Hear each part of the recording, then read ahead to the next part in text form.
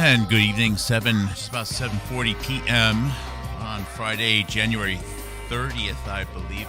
Yes, 30th, 2026. And just a little quick Friday night check-in stream.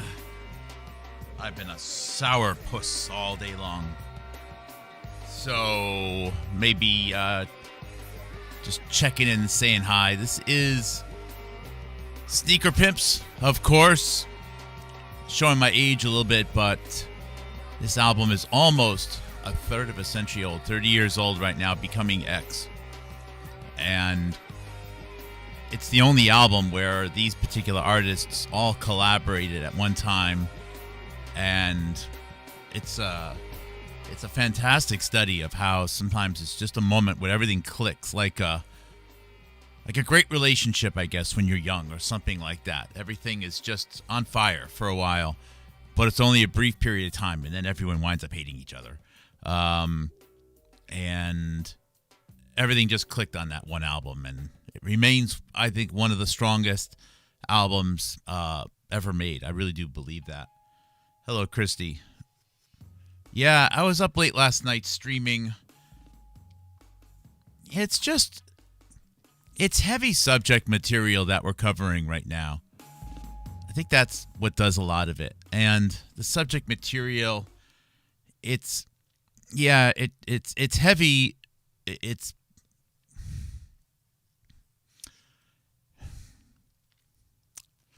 the heaviness isn't the fact that it's dark from a like a moral standpoint. That some of the heaviness is really from how wide-ranging it is, but in this case, also the heaviness is it feels very defeating to realize how expansive and how inclusive the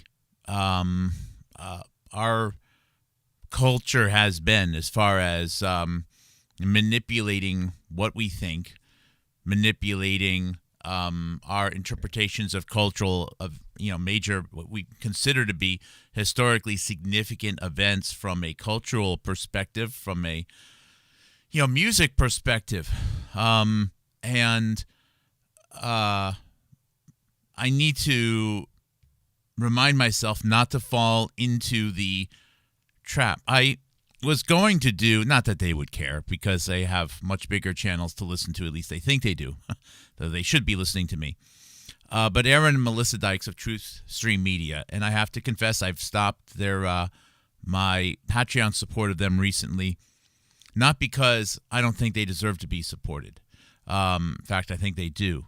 I just didn't have the room in my budget anymore, and I need to cut out everything this year that isn't mandatory for me to do my budget. I just can't. I just don't have wiggle room anymore for donations for other sponsors. I had a vision of how that was going to work out at one time. It just didn't. Anyways, but I gave them about $25 a month for basically all 5 or almost 6 years that I've been doing this. And I don't regret it, but it is what it is. Anyways, Melissa, it's Aaron Melissa, right? Did a video about it that was very defeatist a few days ago or a week ago, and I can't blame her. It's just one of those that she's poured everything into this. She's been working at this for so many years, and everything's just controlled, and the media is just controlled, and the government and various organizations have known that they can control people through media and through video and now through internet, etc. And it just kind of wound up with, just log off. Just log off. And I have a lot of empathy for why she would feel that way.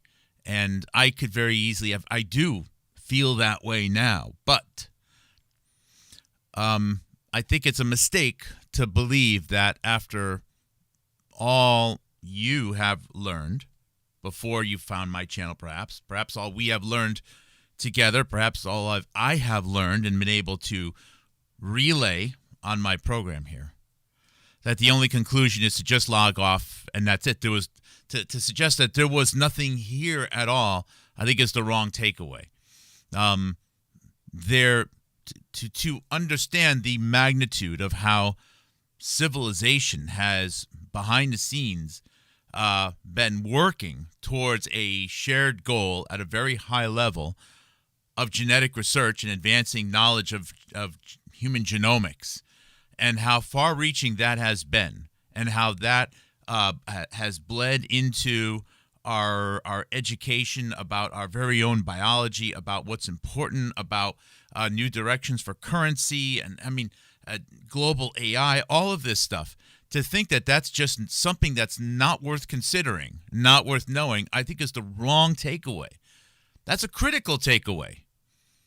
To know that, just from a very practical standpoint, the differences, as Jonathan Cooey of GigaHome has said, the differences between using a hypodermic needle to inject something into an upper layer of a skin versus intramuscularly, and the dramatic night and day total difference of how a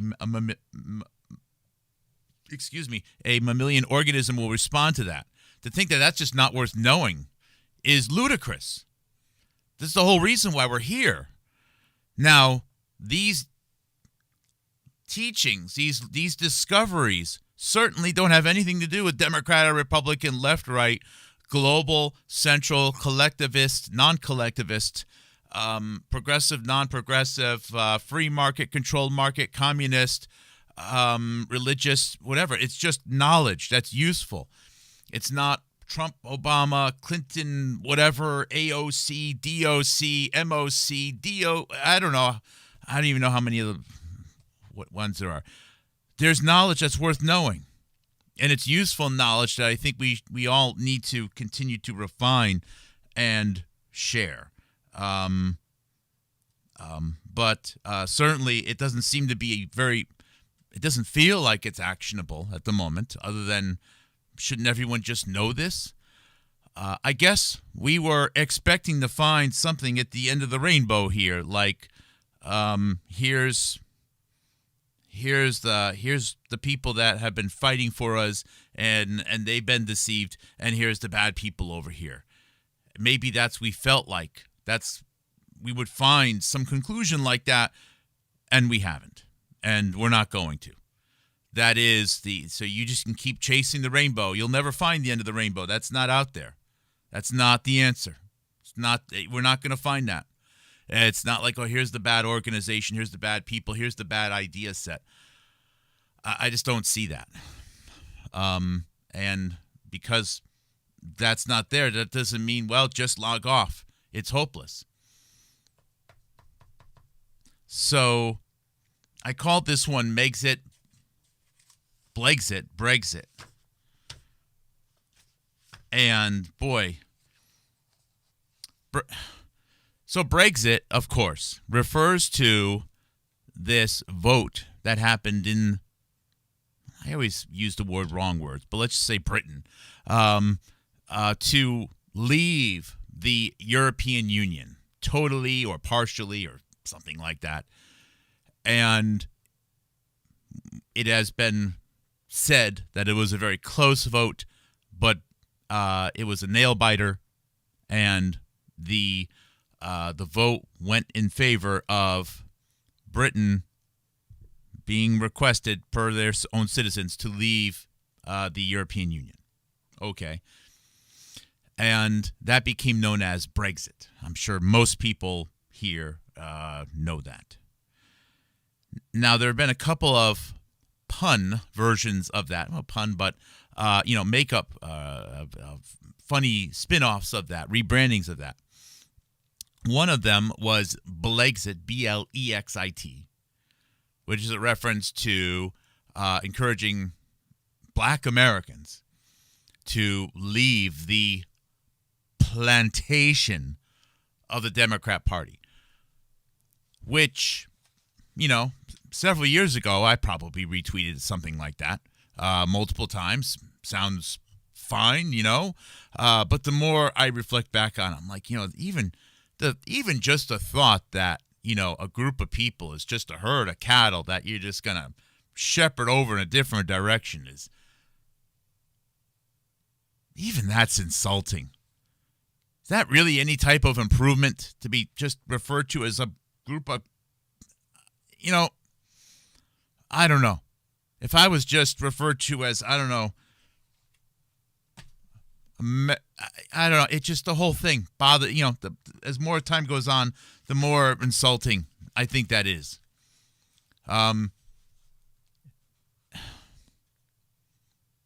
Anyways, that Blexit was credited to Candace Owens. I'm not sure if she actually thought of it herself or not, but it's noteworthy that Blexit traces back to Candace Owens, or at least many people have been encouraged to think that. And she had her own hashtag Blexit sweaters that she was using. I think it was after she started to become, get on the circuit, if you will, in the year 2017, after Trump had started his first presidency. Now, Megxit, M-E-G, I think it's Megxit. It refers to Meghan Markle. Meghan Markle is the American who married Prince Harry of England, and the timeline on them is that they began to date at some time in 2016. I suspect it could have been earlier, but I'm not sure. And they announced that they were an item in, I think it was around October of 2016. Now, keep in mind, the election in the United States it's always the first week in November with a Tuesday in 2016. And then they wound up getting married, I think, in 2018 was the royal wedding. And in the United States, it was all over mainstream media. It was highly celebrated, very visible. I wasn't really paying attention. I'm like, that's cool. I'm like, you know what? So he's always been known as a little bit of a rebel. He married an American woman. Good for him. Woman, a couple years older, beautiful woman. Not my thing. Whatever. I'm not. I mean, I don't care. I really don't care. I didn't like, hey, he's a real rebel. He's a hero. I don't know. And it's not my business. It really isn't. It's not even my country. I mean, and as far as the king-queen thing goes, and Meghan Markle being an American, it's her business who she wants to marry. So I didn't really get all entangled in it. I did make note, though, at the time that there was a lot of media attention about it. I didn't really understand what the thing was, other than just, I assume, just fascination with King and Queen of England. And I always know that there's been a lot of Americans who, because of their own desire or because they've always just been encouraged to for some bigger cause, I don't know, to hyper-focus on that. You go to supermarkets in the United States, you see all of the tabloid magazines talking about that, all the drama with the royal families in England. It's just never really been my thing. But it's almost hard to know it's almost impossible to not hear about it anyways in the United States. I guess Meghan Markle was viewed unfavorably by some people. It has been alleged that Meghan Markle showed that Prince Harry, I guess, again, this isn't my interpretation. This is what some people have told me because I've been asking around, like, was it a big deal? That Meghan Markle, to some, was an everyday person, and she sort of represented that maybe more people could have married Prince Harry. And then people got mad because, I don't know, maybe they saw that they missed their chance or something like that. So maybe it's a jealousy thing, or maybe it's she's disrespecting the crown thing. I don't know.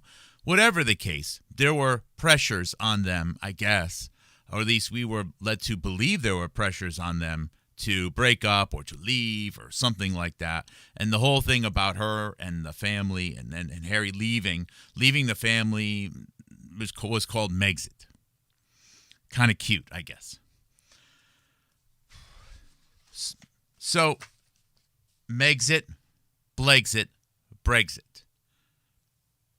Now, the fact that everyone's doing a something zit, okay, is seemed to be like the trendy hashtag of the year. But I think it's pretty safe to say that the primary uses of the taking exit, okay, and adding it to something else, is Megxit, Brexit, Blexit. And what's so crazy is that Megxit and Blexit include this duo of Meghan Markle and Candace Owens. And I know I don't have it quite figured out yet, but I did a video earlier where I went down a list of Meghan Markle and Candace Owens. And, you know, at some point, there's so much overlap and coincidence that I know it must mean something. It may not mean anything. It may not be causal in any one way, but I'm not sure. What I do know is that it's too impossible to overlook. And it's amazing that with so many people wanting to get into the Candace Owens research, and so many people who are more focused on Meghan Markle than anyone else in the world, that no one has quite thought about this just yet. First and foremost is Meghan Markle, and I'm just going to go down the list. Meghan Markle, Candace Owens, both Americans, all right? Meghan Markle, Candace Owens are both half black, half white. Approximately. I mean, who really knows? Okay. Meghan Markle is a few years older. 8 years, 10 years maybe, approximately, than Candace Owens. Yeah. She's about that much older. Going down a little bit further. Now, with Meghan Markle being a little bit older, you would expect that she would have her career starts to pick up earlier. She got married around 2002 or 2003, I think. And her first marriage lasted longer than most people know, but eventually wound up ending in divorce. And then Meghan Markle wound up getting involved in this D-list. It's not necessarily a top tier, but mid-tier cable program called Suits or something like that, where she was modestly popular. And that was around 2011, 2012. She made a little bit of money from that. She did some TV advertisements, I guess, at least as the video yesterday showed.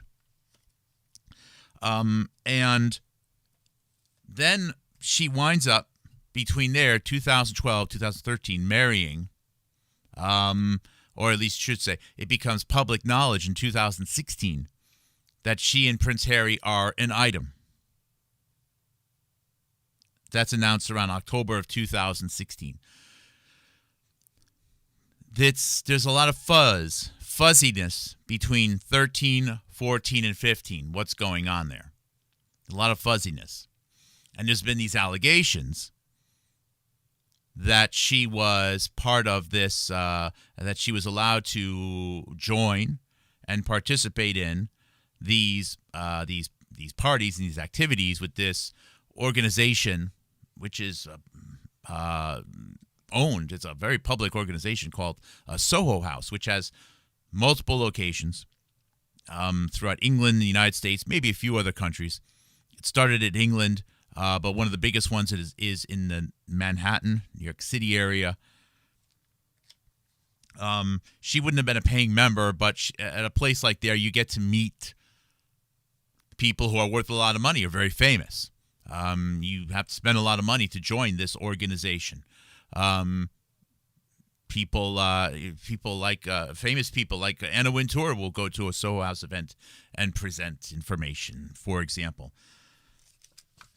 And they also have a yacht, and they don't hook people up like for adult entertainment, but I believe people have met and probably have had relationships there, or maybe went on to have long-term relationships or get married, whatever. I wouldn't say it's a dating service, but it's like a social thing. You best go into the website and learning about it yourself, as opposed to me mischaracterizing it. But there's this foggy area, 2013, early 2016, and Meghan Markle claims that she met Prince Harry on Instagram. Really? She has I'm not saying that she's, the top actress. She's not Julia Roberts, but really? She met Prince Harry on Instagram? Really? I can't believe that, but that's what she says. And then they wound up exchanging emails. And then they started to date. I mean, come on. But whatever.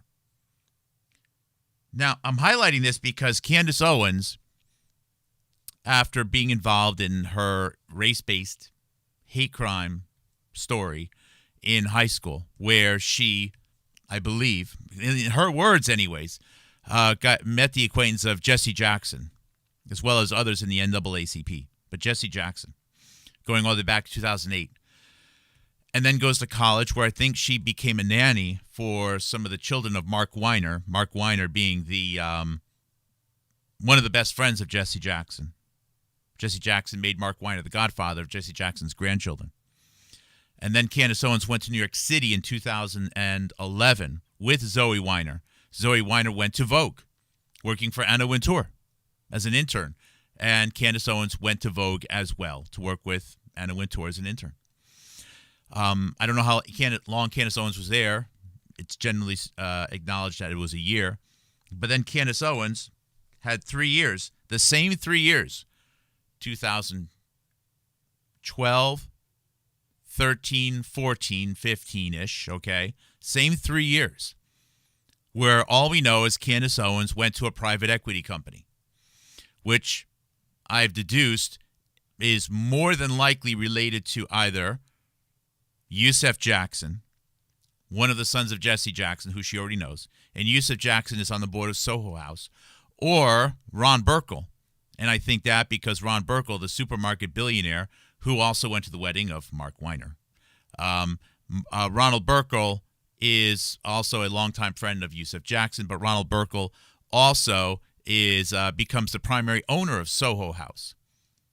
So I believe Candace Owens, during this period of time, where she never mentioned which private equity company she works for, during that period of time, I believe she was in the company, one way or another, of people that were on the board or perhaps even primary shareholders of Soho House.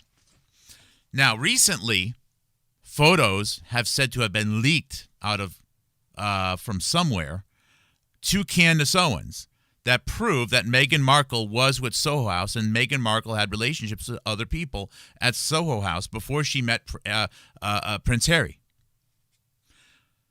I'm learning all of this recently, so give me a little bit of slack here if I get it a little bit wrong, okay?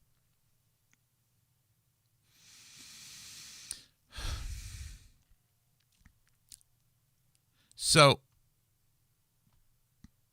in this time period, I should say, Candace Owens has been stated that Candace Owens has been approached with some files, some images, which leaked out of Soho House regarding Meghan Markle at Soho House. People should be asking questions about that because Candace Owens' network is very much connected with Soho House. Also, Meghan Markle, but does that mean that Meghan Markle was there? Well, I don't know, but I will say this, and I showed this in the video earlier today. The evidence, some of the evidence, I should say one of the bigger pieces of evidence that Meghan Markle was at this Soho House were a couple of very strange tweets that popped up in February of 2016. Asking if Meghan Markle wanted to go to some Soho House event, which happened to be just like days before Candace Owens now at that time at her Degree 180's company, wants to start this social autopsy. Starts their Kickstarter fundraising campaign. Just because someone asks if Meghan Markle wants to go to an event on Twitter, she doesn't respond. That's not evidence that she was there. It just isn't. It is evidence, though, that somebody wanted that information public at that time. I started a little cheat sheet, which I haven't made public yet. I'm going to call it Houstonic Research Guidance, okay? I'm going to list out some of my more popular phrases because I'm not going to be able to do this forever. I'm not going to live forever, and I want you to have it. And this phrase, I think, is very, very on point. Just because something is printed does not mean it's true. But it is true that it was printed on that date. That's metadata analysis. So if someone were to tweet, "Hey, Mark, are you going?" If Joe Rogan were to tweet, "Hey, Mark Kulak, will you be making your shift tonight at the Pineapple Punch Factory, or are you going to miss it?" That doesn't mean I work at a pineapple punch factory. Not at all. But it is true that somebody with access to Joe Rogan's account tweeted that at that time. That's what that means. So, and why would they do that? Who cares? Unless there's some public, some conspiracy to suggest that I work at the Pineapple Punch Factory, and Joe Rogan somehow knows about it. Anyways, the fact that some yacht boy tweeted something about Meghan Markle making an event in 2016 is not proof that she was there. It's only proof that at that time someone wanted to think, or wanted other people to think, that maybe she was there at that time. That's seeding data. That's exactly what you do. It's just like you'd release a book on September 9th, 2001 about a large-scale biological terror attack in a major U.S. metropolitan center if you're Judith Miller from the New York Times and connected with hundreds of other people, if that's what you expected sometime in the late fall of 2001. And it's really strange if then it doesn't happen. Anyways, the breakout moments, because Candace Owens then goes on to get fully engaged in Gamergate, which lifts her visibility, and then she gets ditched. She gets tossed out of the car with no salary. I'm very certain about it. In the middle of 2016. And why that is, I'm still trying to figure that out. But I think I'm getting there. Anyways, metadata suggests that Candace Owens probably had at least some type of interaction or engagement directly with Harvey Weinstein or someone connected to Harvey Weinstein by then. And I say that because the startup money was coming in from somewhere. And she's starting a company that's focused on anti-bullying or cyberbullying. And the movie Bully was just funded by Harvey Weinstein 2 years prior. And Harvey Weinstein works with all of the people that I have just stated, going back many, many, many years, probably 20 years. So the fact that Candace Owens then years later lands the one and only Harvey Weinstein interview, as I was showing the other day, over the last 8 or 9 years, totally makes sense. Especially when you consider the fact that she is on this path. Now, Harvey Weinstein also has this, he's also part of the Meghan Markle story in some way. But we'll get back to that. So we have Megxit, Blexit. And by the way, both of them go on to marry royalty in the UK. So the royalty in the UK, whether it's Prince Harry or whether it's the billionaire farmer family, Meghan, who is part of Megxit, marries one side of that. Candace Owens, who advocates for Blexit, is on the other side of that. And they're both rooted in Brexit, and Brexit is Britain. It's so strange. The accusations are that Meghan Markle does not actually have 2 children. And if you look at the photos of Candace Owens, I'm sorry. I shared one just a little while ago. Let's see if I can find it. Let me see if I can find it over here. I want to...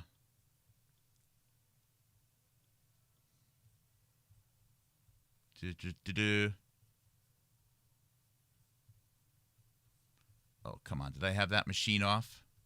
Okay, I had that machine off, so that machine's not going to show it here. Maybe if I go over here.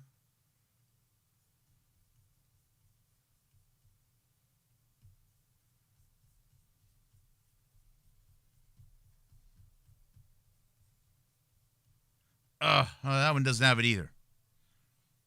That's not fair.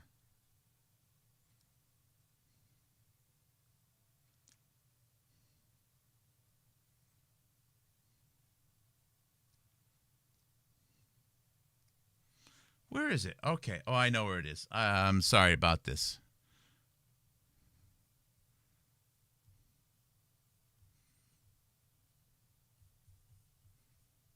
There we go. Is that cool? Yeah, I think that's cool. Here we go. So, this is Candace Owens precisely 4 weeks before she gave birth. The only way this is not Candace Owens 4 weeks before she gave birth is if she is here actually showing a video of herself which was recorded long beforehand, or if they're using some sort of weird AI tool. This is not a woman who has the necessary biological amount of fat that's necessary to keep a baby alive. She's not pregnant in this photo.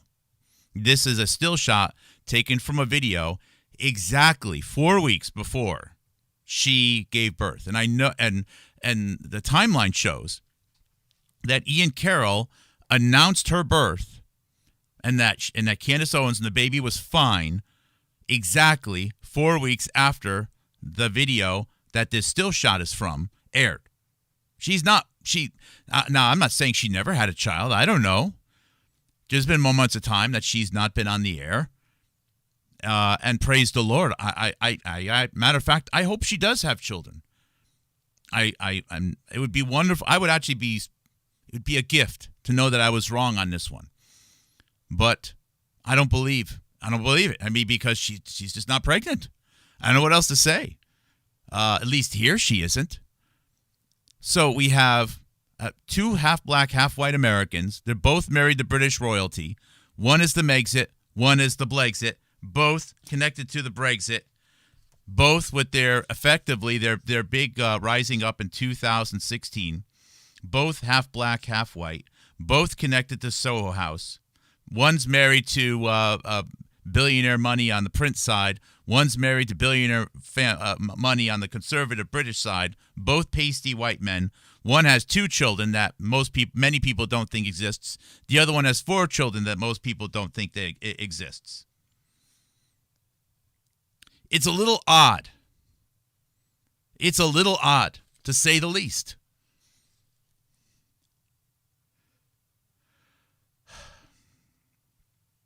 And then there's this Harvey Weinstein issue.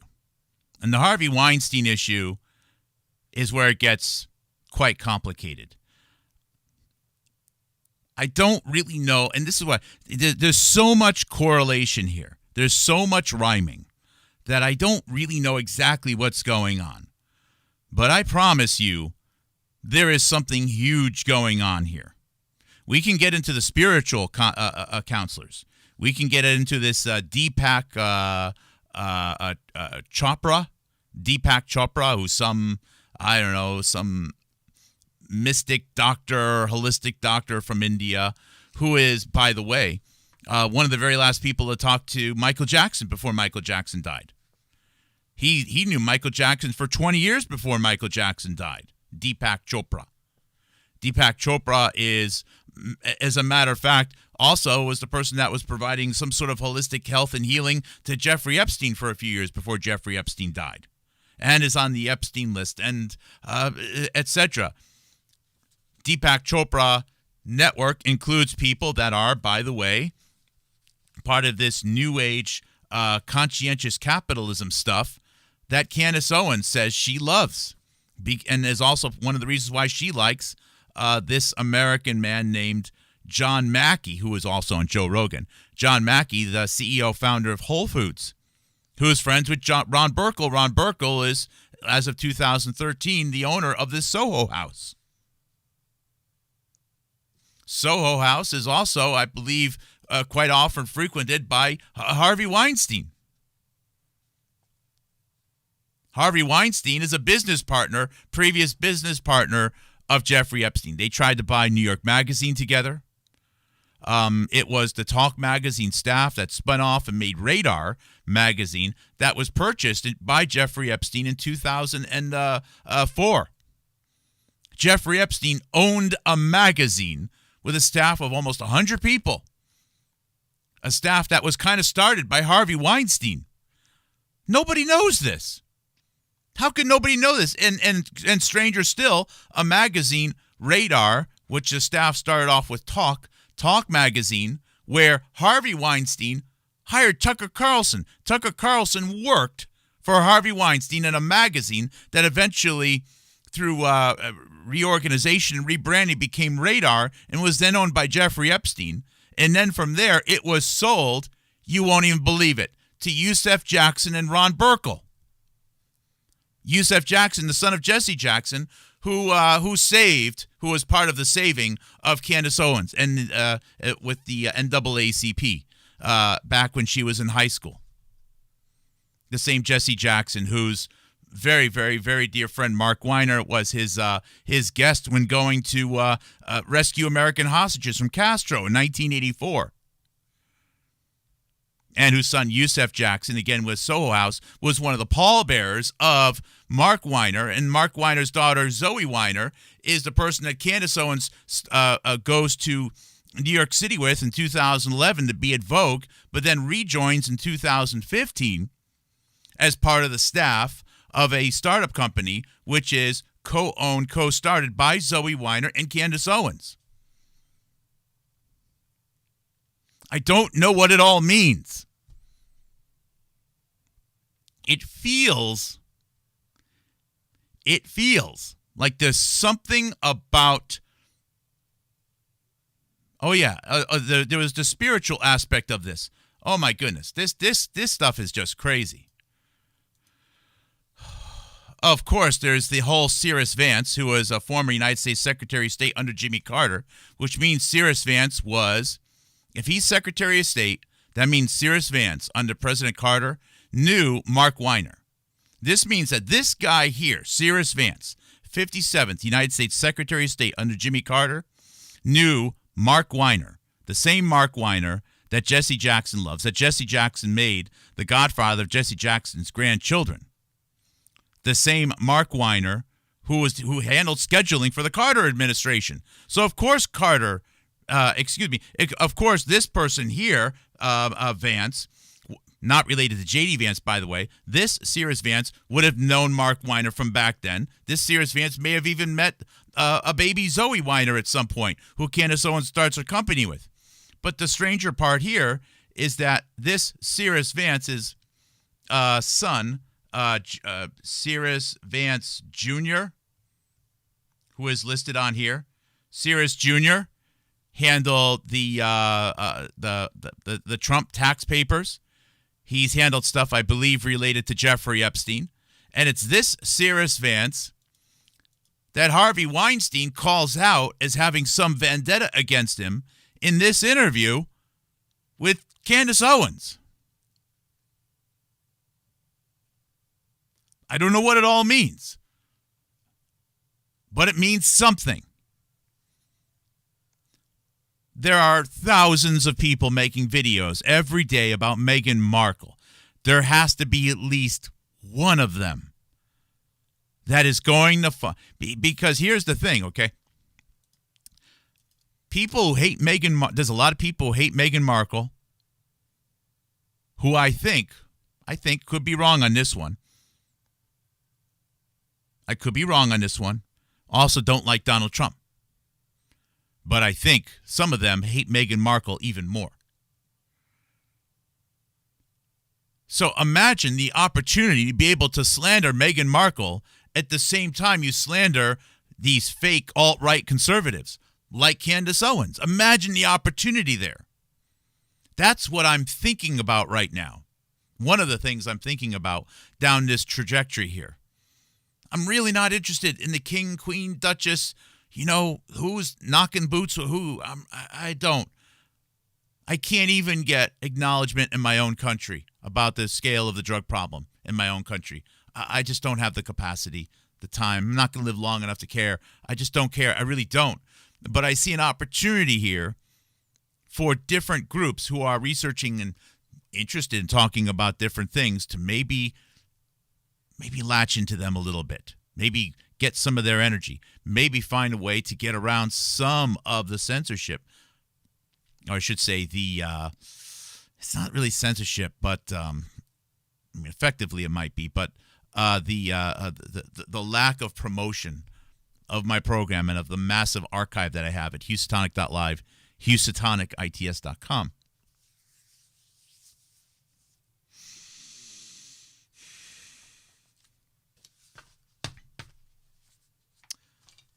I'm not sure what the plan was with Meghan Markle. I mean, was it meant to be a long-term thing that didn't work out? Was it always an op? I don't know. I mean, I should know by now just to think of everything as an act. And it probably is just an act, but I don't know. Okay, so I just can't speak to that. But it does look like, okay, here's the thing. It does look like there were these seeds being planted with Meghan Markle going back to connect her to some of these social networks which had an affiliation with Jeffrey Epstein. Why were they doing that? I think these types of webs are, sometimes they might be real. But there's also times where you just create connections between people and organizations. And then you have a few people stage a few crimes or some lewd behavior or something like that, knowing you can use it in the future. You can't really blackmail people with it. All right? There's no way that you can blackmail. You almost can't blackmail anyone, really, with this type of stuff. Like, I have a tape that shows this. And the person can just go, fine, show the tape. In the process of showing your tape, you're going to reveal all the internal operations of your organization. Fine, go do it. So this mythology that there's a bunch of people in the CIA or Mossad or something that rule the world through sex tapes is the mythology. That's the mythology. I do believe, though, that there's a lot of dirt which is seeded. Whether it's real or not, it's really seeded at various times, which allow for all kinds of narratives to be spun out of it to manipulate public opinion with the theater.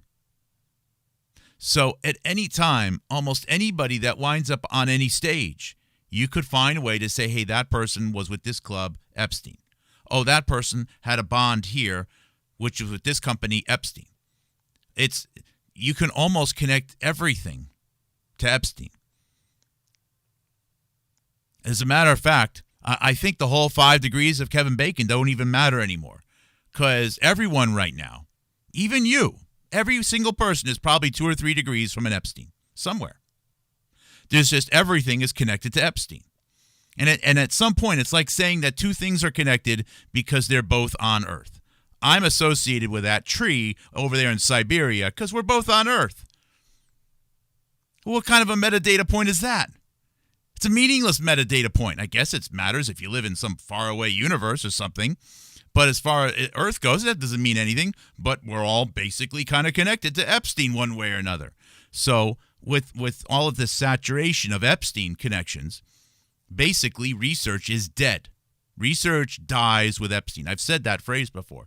Epstein is where all research goes to die because it's an abundance, it's a massive saturation of metadata, of people connected to things in stupid, awkward ways that are totally meaningless, and then Epstein just pleads guilty. He can plead guilty to anything. Anybody can plead guilty to anything, and then it's agreed upon behind the scenes that this is how it's going to be because now you can connect everybody to whatever that crime is. That's the magic of Epstein. And it's one of the reasons why I've encouraged people to not use Epstein as a commonality. Because the goal of Epstein, his job, is to connect to everything. That was his job. Shake every hand, go to every party, see every person, get a photo with everybody. If that's his job, then why should connected to Epstein matter? It doesn't matter. And it's why so many people, once they find the Epstein link, they just can't get anywhere. They're stuck in the mud. They don't find anything else. I've encouraged people, just don't look at the Epstein. Now, what I'm doing here, okay, this is definitely an exercise, and I'm very upfront about it, okay, in showing that for everyone who really wants to get into the Meghan Markle research, you are blessed with an opportunity and an abundance, an avalanche of metadata that's going to connect your research path with Candace Owens. Likewise, if you love researching Candace Owens, Harvey Weinstein, there's an abundance. And I mean, in reality, there would be like 20 or 30 rows on this chart here. That's going to connect you over to Meghan Markle. There's no reason for these things to be isolated anymore. In fact, there's so many things here that are connected that are actually not specifically Epstein. That makes me believe that there really is some bridge here. Now, I don't believe that the correlation is directly between Candace Owens and Meghan Markle, although it could be. I don't think it is. But I haven't quite figured that out yet. But it is not unreasonable to speculate that perhaps at some social event, and I'm not saying that Meghan Markle would have been there as some sort of party girl, but at a Soho House type event, you may find in 2013 or 14 or so, Meghan Markle with Candace Owens. I would not be surprised. It would actually make a lot of sense. Candace Owens, young, attractive, if she's in the some administrative role at a private equity company connected to Ron Burkle or Yusef Jackson, one of the sons of Jesse Jackson, having been at Vogue for a year, having been in good with the Weiner family, Jackson family, it would actually be she should be at those parties. I'm not saying she'd be a great person to hang out with, but she should be there. So perhaps, okay, I don't really know how this was meant to work out. I know that there's the spiritual nature of this, where we've already mentioned the Deepak Chopra, but Meghan Markle and her relationship with the Satya Sai Baba mystic of India, but also, see, going back to here, let's look at Meghan Markle.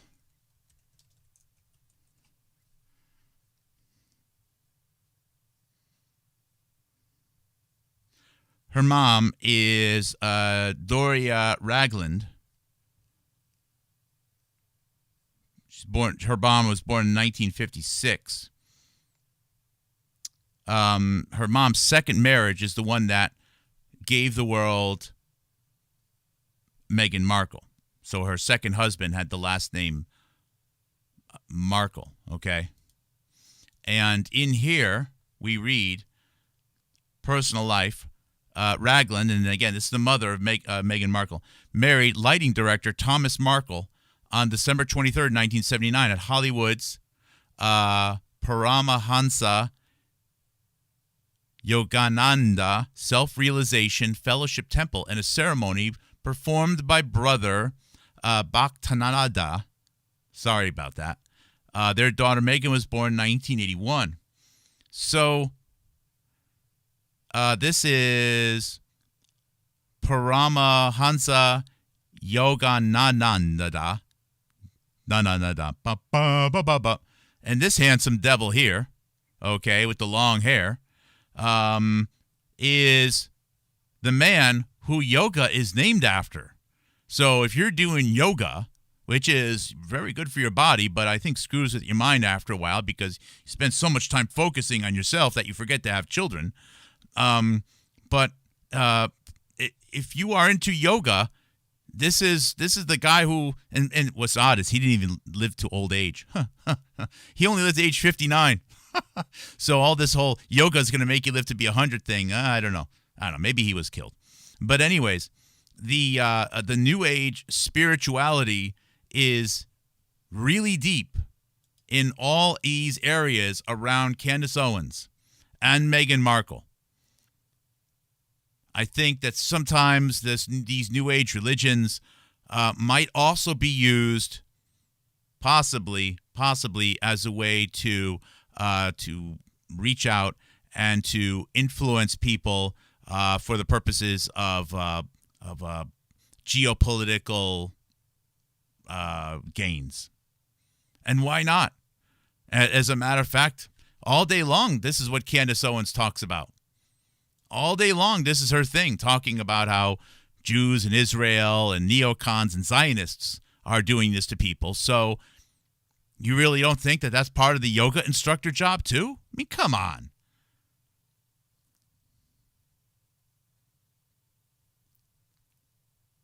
And going back to the death of Michael Jackson,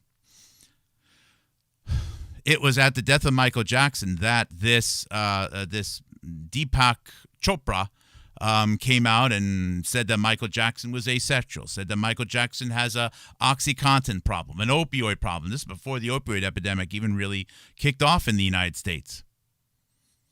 And curiously, the people that were most involved in asking for an additional investigation upon the death of Michael Jackson was the family of Jesse Jackson. I don't know if Deepak Chopra was also involved in that as well, but Deepak Chopra was one of the last people to talk to Michael Jackson before Michael Jackson died. Strange, because we also have a story that there's some Belarusian woman who was the last girlfriend of Jeffrey Epstein. That was the last person to call him before he died. Awful lot of very serendipitous phone call timing in this very small network of Megxit, Blexit, Brexit. Meghan Markle, Candace Owens. Seems to be a theme. As a matter of fact, wasn't it Charlie Kirk who gave Candace Owens a phone call? Candace, I'm going to die. They're going to shoot me. Candace, they're going to... The Mossad agents and the Zionists, the Israelis, they're going to shoot me. They're going to shoot me because there's going to be an audit of Turning Point USA involved, but I'm going to go on stage anyways, even if I get shot in front of everyone, even if my wife doesn't get to live with me, even if my kids have to grow up without me, because I can't give in to those Zionists, the Israelis. I know, by the way, it is September 10th, 2025. Tomorrow's going to be the anniversary. But Candace Owens, you're my last phone call. Candace Owens, I know they're going to kill me, but I'm just going to go on stage anyways. And after I'm done, Candace Owens telling you they're going to kill me. They're going to kill me, the Zionists, the Israelis. Oh, my goodness, that ruler that's been around forever of Israel. And now I'm going to text some people at CNN that says, everything's fine.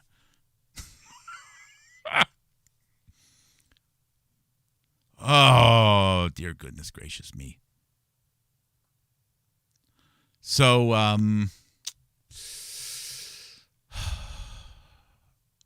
I'm in a mood tonight.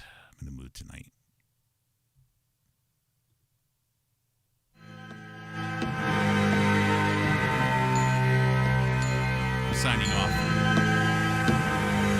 Love you.